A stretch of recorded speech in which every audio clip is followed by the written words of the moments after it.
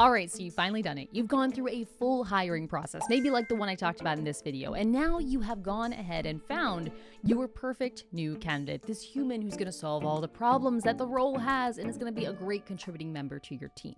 There's only one problem. You're not quite sure how to get this stranger off the internet and turn them into a contributing team member. What does that journey look like? Maybe, if you're watching this video, you kind of know that that journey is called employee onboarding, but knowing what the thing is called is not the same as knowing how to do it in a way that you're proud of. Maybe, like me hiring in the early days, you felt really nervous that you were going to make a bad first impression, or that you were going to miss one of those compliance steps, or that you were going to do something that isn't allowed in some law that you've never heard of, and then everything's going to start crashing apart. If you are not sure how to make employee onboarding reflect your brand and know what to include, this video might be helpful to you. Because in this video, what I'm going to be going through is my full and complete employee onboarding process. You can see what it looks like here. And on this process map, I'm going to go through each step that we do when onboarding a new hire here at ProcessDriven. But here's the thing. Even though I've been running ProcessDriven here for 6.5 years, I'm not saying that my employee onboarding process is perfect. I'm not an HR expert or guru you should emulate without question. Please don't trust anything you find on the internet. Because of that, and to make sure that this is super valuable for you, I'm not just going to be going through my map today. I'm also going to be enlisting the help of some seasoned operators. And I know that kind of sounds like you're eating computer parts, but what I'm referring to by that are people who've been around the operations block. They've hired before. They've experienced onboarding from multiple angles, and I'm pulling them in throughout this video, and they're going to give us some tips and tricks on how to make my onboarding process even better.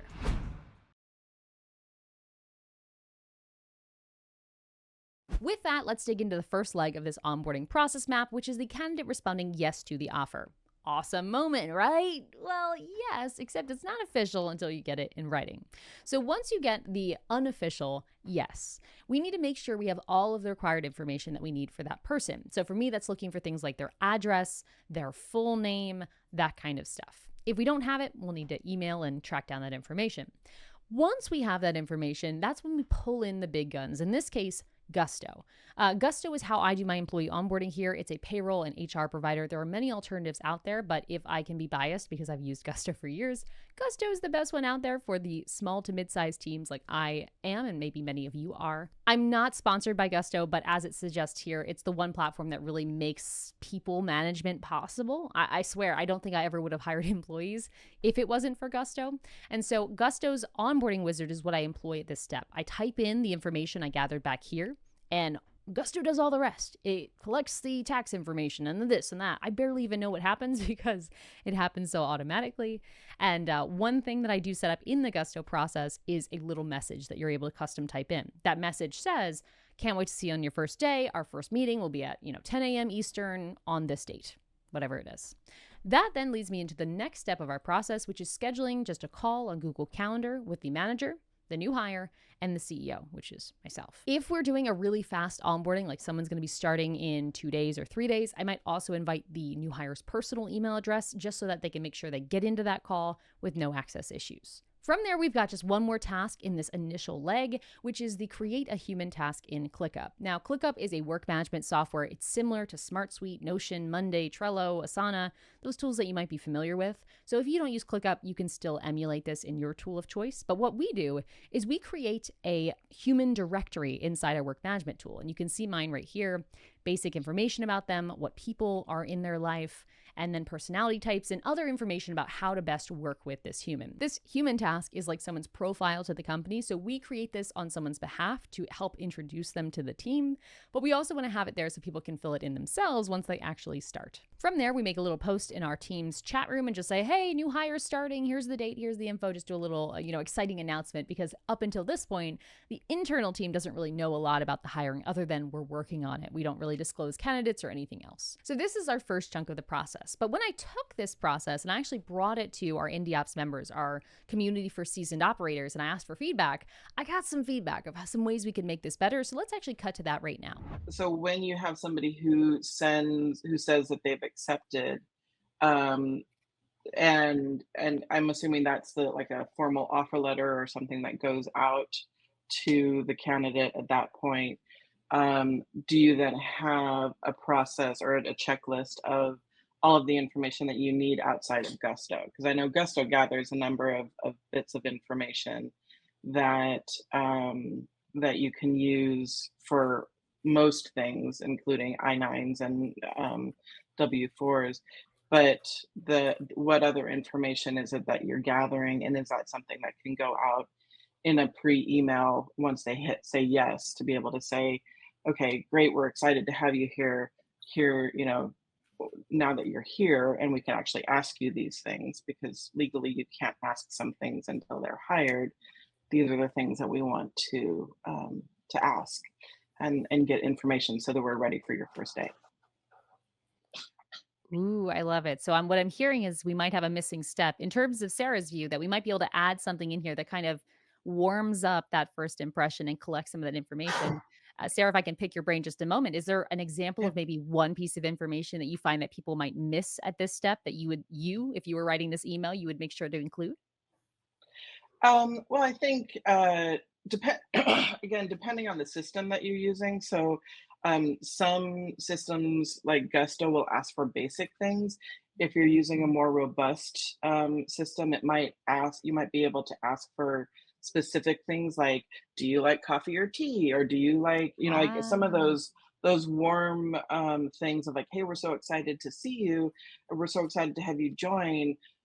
Here, as part of this, we want to really get to know you and understand your likes, and here are some things, like, what's your t-shirt size, what's your drink preference, are you a morning or an evening person, are you, some of those kind of warm up questions that aren't necessarily asked as part of the Gusto process, but might be asked in some other systems like Rippling, where you can add custom onboarding questions.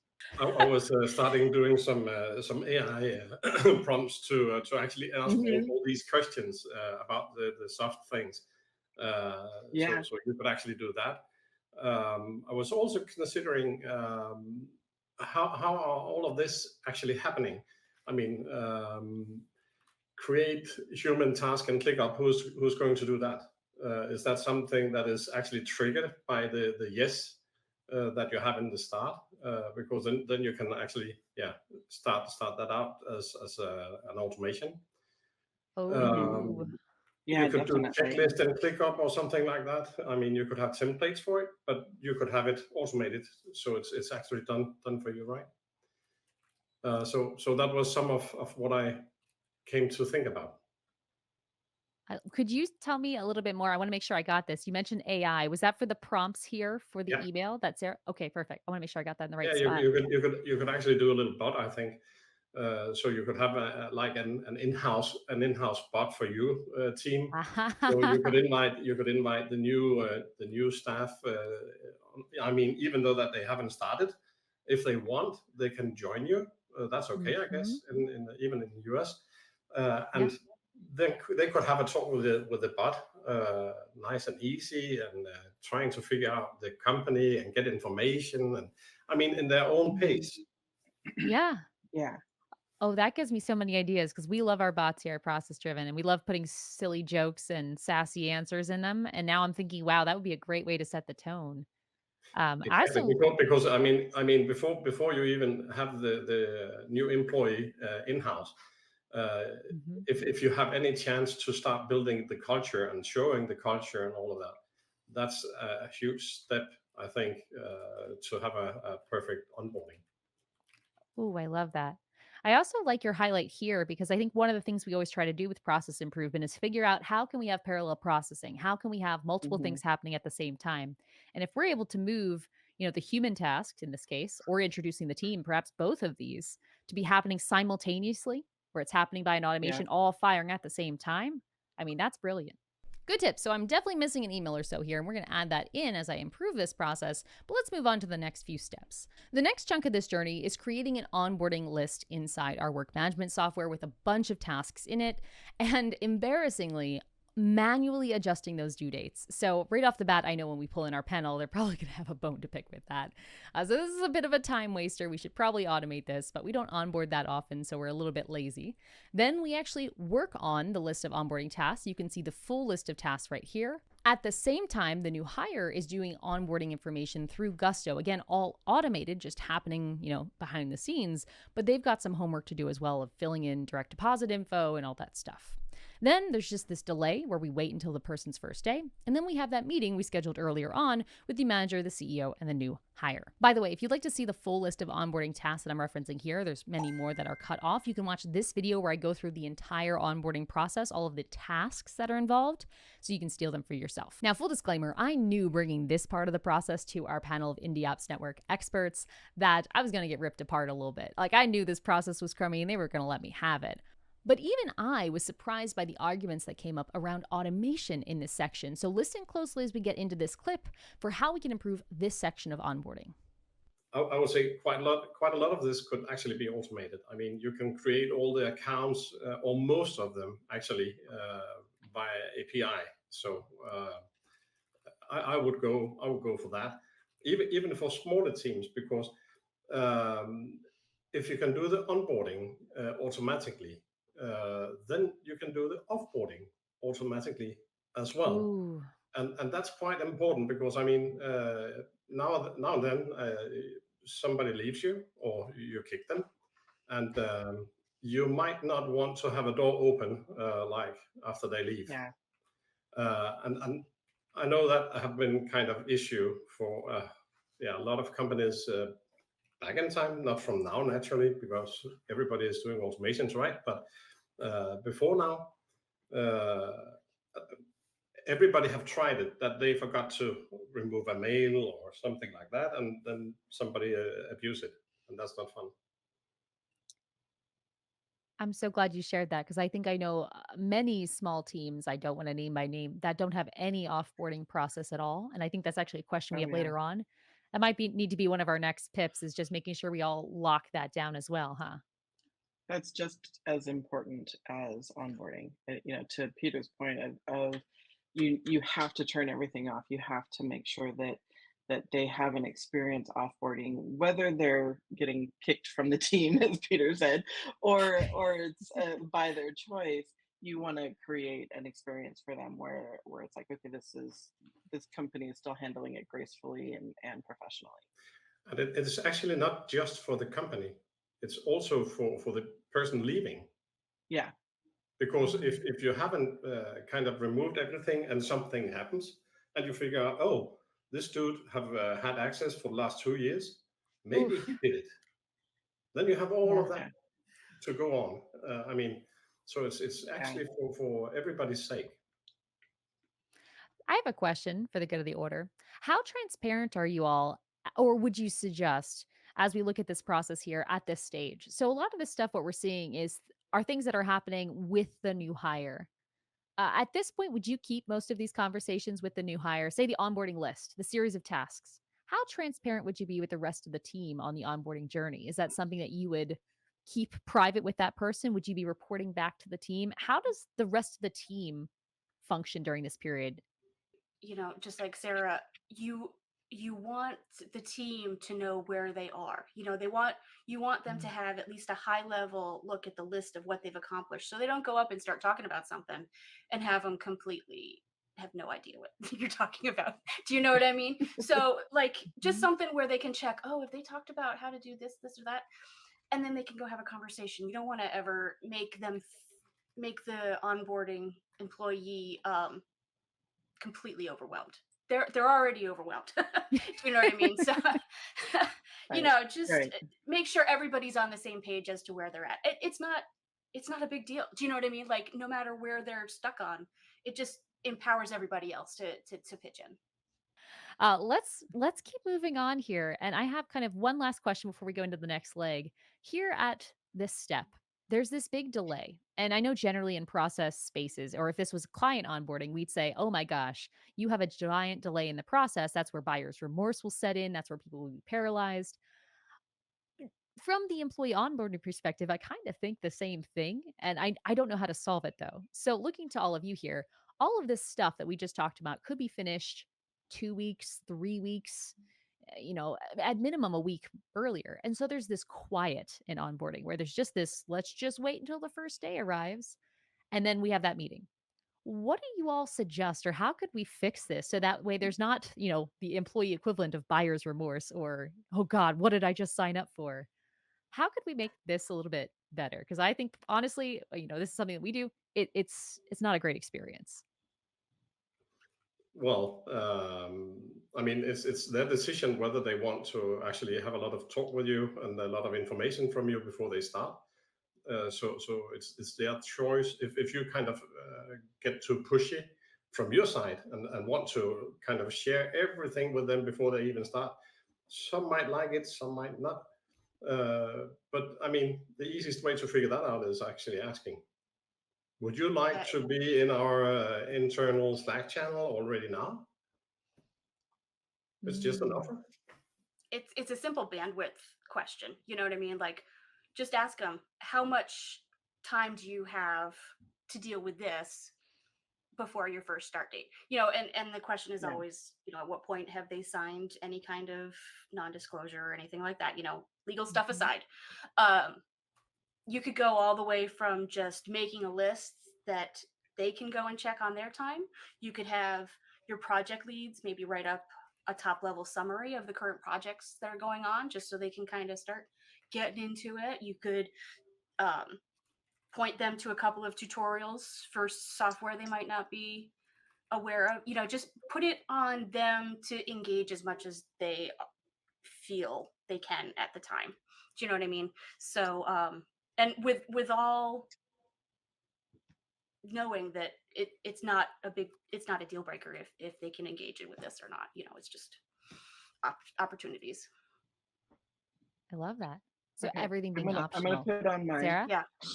I'm gonna put on my Please do. Please do your thing. my hat, my HR hat. Be like, red flags. Exactly. So, my compliance hat is the word I was looking for. So you have to be careful when you have somebody coming on, that if you are asking them to do work, quote unquote, any kind of work prior to their first day, you would have to pay them for that, especially an hourly employee, a non-exempt employee. So so usually I steer away from that. I might send them emails that they can read, but having them engage too much may actually create problems. And it's one of those things where it's like, oh no, this is a great person, and they would never go to somebody and say that they were working and didn't get paid. But if something happens down the road or somebody else says something, it's that gray area, it's that fine line. It's like, just, it's kind of steer clear of that. But a lot of times people are super excited and they want to get involved, they want to get started. So like sending them something about some articles, or like, for you get for process driven, like here's some YouTubes that, here's some things that you can watch if you want to, here's some things that, kind of understand that. But then throughout the process, so all of the process that we have, I don't do that all as soon as they sign the offer letter. That's actually broken up between the time they sign the offer letter until the actual hire date. So they do have interaction with us over that period, over that 2 weeks that they've given their resignation from their previous employer. They're getting some things of like, hey, watch out for this email, or hey, you need to fill out this form, or hey, there's this going on. And every one of them is like, hey, we're so excited that you're coming.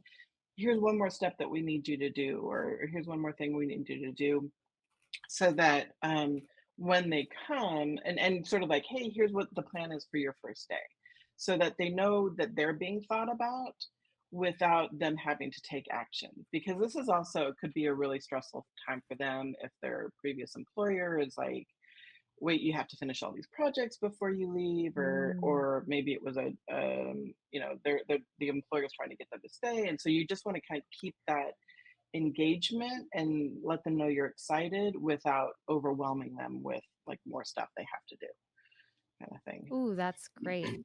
And this is a good time for me to put a quick reminder in here. Sorry, Peter, just 1 second.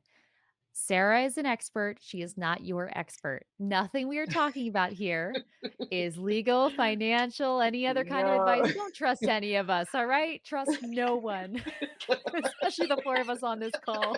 Get your own legal advice. It's really early for me, guys. I'm still on my first cup of coffee. So Exactly. Sorry, Peter, didn't mean to cut you off there. No, that's fine. That's fine. No, I just thought about a soft way to actually do it.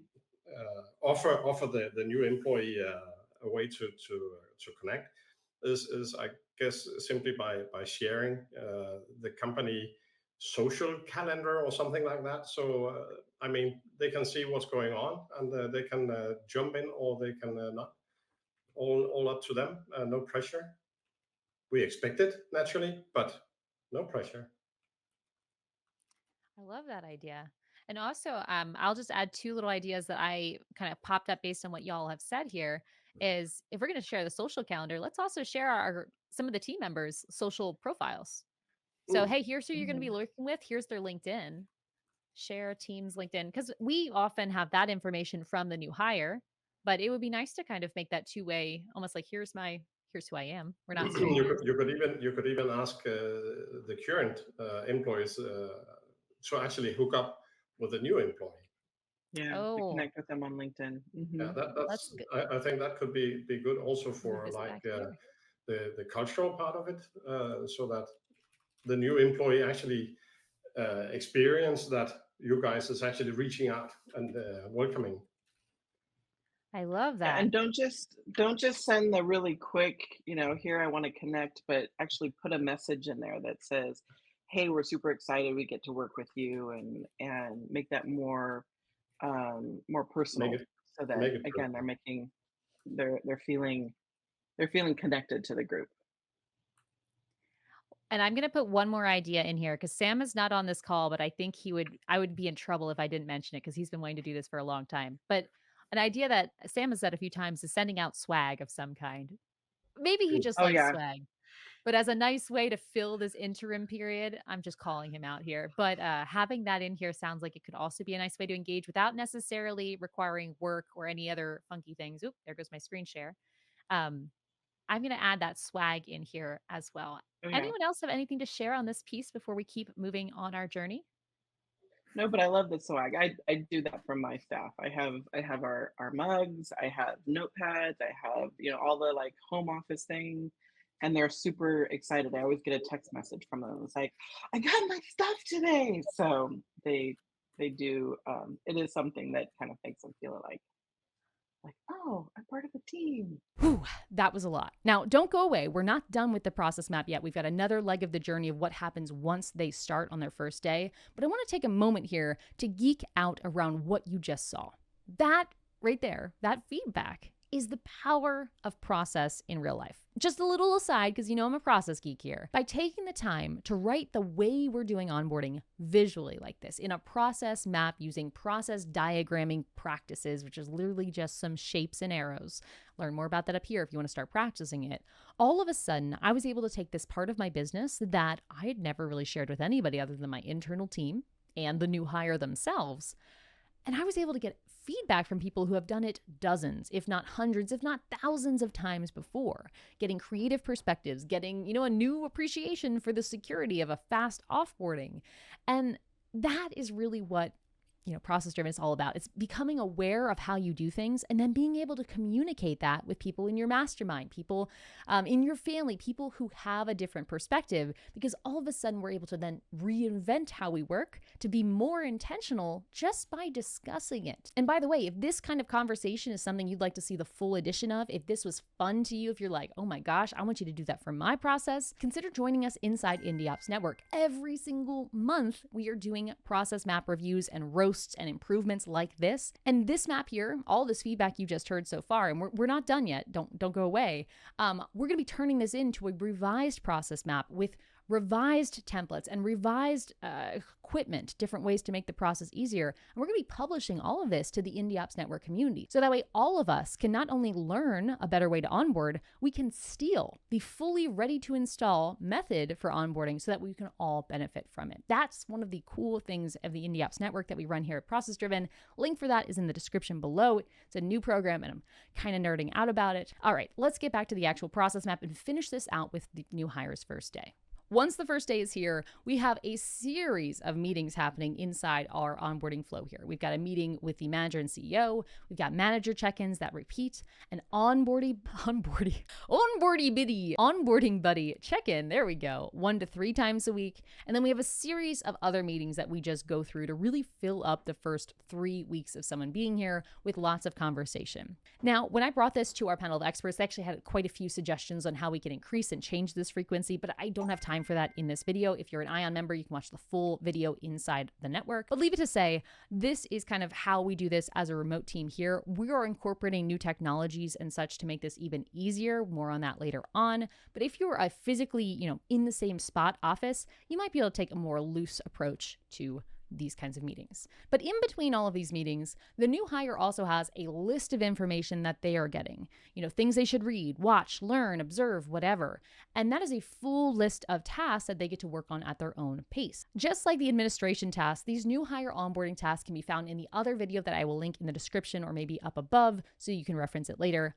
We'll have the blog version down there too, which is just really convenient for skimming in case you want to see exactly what these new hire tasks are. From there, we have a peer feedback call. So along the onboarding journey, we'll have a call with the people that work with this new hire. This is particularly important for managers because we've had issues where managers are bullying and we didn't know. So what we do now is we gather everyone together and we just say, hey, how's this new person doing? Are they a good culture fit? Is there any concerns that you have about this new person that we might want to address at the 30-day mark? This peer feedback call happens during the first 30 days. Then it's a lot of wash, rinse, and repeat. We wait for 30 days. We have a meeting to review progress. We wait again. We have a meeting to review progress. This just repeats until the 90-day onboarding process is ended. For each of these 30, 60, and 90 meetings, all we're doing is comparing the stuff that we already gave them in the job hiring process and revisiting it every 30 days. So in the hiring process, we'll have a list of KRAs. Here's what you should accomplish in 30 days if you were to get this role. All we're doing here is revisiting it. Here's where you're supposed to be at 30 days. Here's where you are. Here's how we can bridge the difference. That's all we're doing in these calls, and we just keep repeating it until we either realize the person's a terrible fit and needs to go, or we successfully finish onboarding. If you'd like to learn more about those KRAs, you can actually watch this video up here where I go through Layla Hermosi's hiring process. She's a famous operator if you've heard of her before. Her process for defining the role is not identical to what we do here, but it's a pretty good overview that would help you get started on the KRA side of things. If you're an Indie Ops Network member, however, we do have our full KRA template inside the Indie Ops Network that you are welcome to steal. I just added it in there the day before I'm filming this video, so it's there and waiting for you. Once we have our 90-day meeting and we are like, yep, this person's still an amazing fit, we officially rename our onboarding list to be the person's name and just a role growth list. So Layla's role growth, and that just is repurposed as a learning and training list that is individual to that person moving into the future. And that is how we onboard employees here at ProcessDriven as a small remote company who wants to keep our budget and our time spent in an efficient way. All of the feedback you heard from our special guest here is something I'm still going to be incorporating throughout the month. We're going to have our team working on that while I'm out of the office here for a few weeks. And as they do, we'll be sharing the revised map inside that Indie Ops network I've mentioned a few times in this video. And if you're not sure if Indie Ops is the right choice for you, one great way to understand the value of this community is to get to know the members in it, because that's really the superpower. So before we round out this video, I'm going to play a quick clip to allow each of our special guests to introduce themselves so you can stay in touch with them, understand their perspectives that they shared in this video, and hopefully get inspired to maybe join us in the future. I'm an integration, automation, and AI nerd. Been doing this for 10 years, 20 years, working in IT for close to 40 years. Wow. That's why I'm here, still trying to learn. Stumble into you, Layla, at some point because we wanted to look into ClickUp and learn it. Mm-hmm. So yeah, that's why I'm here. Well, you're the only nerd here, clearly. No, I'm kidding. Kate, would you mind introducing yourself next? Sure. So I'm Kate Steinke, and I do operations management for fiber arts businesses and associations. So started out the career as a mechanical engineer, and then life happens, and turned into a crochet designer, and more life happened, and so now I help small businesses and associations get their stuff together and try to streamline it so it's not a hassle, but it's something to lean back on. And my focus is making it as clean and lean as possible, so that it's not a struggle. It's a lifeline. Oh, I love that. Are you a copywriter as well? No. Sarah, let's transition over to you. See if you could top that. No, please introduce yourself. We'd love to hear a little bit more about you. No pressure there.